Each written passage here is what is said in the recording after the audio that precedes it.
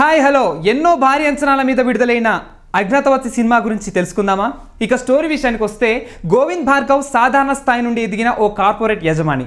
ఆయనతో పాటు కొడుకుని కూడా హత్య చేసి ఏబీ గ్రూప్కి సీఈఓ కావాలనుకుంటాడు సీతారాం. కానీ గోవింద్ భార్గవకి అభిషేక్ భార్గవ్ అనే కొడుకున్నాడని, ప్రత్యర్థులకు భయపడి ఎవరికీ తెలియకుండా అభిని పెంచుతున్నారన్న విషయం వారికి తెలియదు.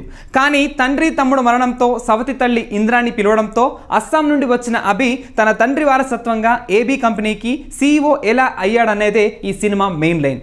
ప్రత్యర్థుల్ని మట్టి కరిపించే కార్పొరేట్ సంస్థల వ్యవహారాలని, అభి కుటుంబ పరిణామాలని, మధ్యలో వర్మ శర్మతో పాటు వారి కూతుర్లుగా చెప్పుకున్న కీర్తి సురేష్, అను ఇమాన్యుయల్ ప్రేమ వ్యవహారాలు చివరికి ఎలా ముగిశాయన్నది తెర మీద చూడాల్సిందే.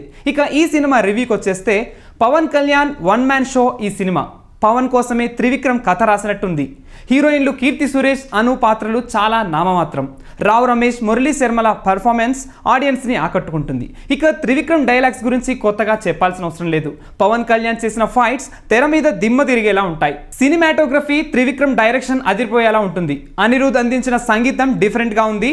మాస్ ప్లస్ క్లాస్ ఆడియన్స్ అందరికీ నచ్చేలా ఉంది ఈ సినిమా. పవన్ ఫైట్స్ కూడా ఫ్యాన్స్ని ఆకట్టుకునేలా ఉంది. ఇక ఈ సినిమా ప్లస్ పాయింట్స్కి వచ్చేస్తే, Pawan Kalyan, Trivikram dialogues, Murali Sharma, Rao Ramesh performance, cinematography. ఇక ఫైనల్ వర్డిక్ట్కి వచ్చేస్తే, సినిమా మీద ఎలాంటి అంచనాలు పెట్టుకోకుండా వెళ్తే ఎంజాయ్ చేయొచ్చు.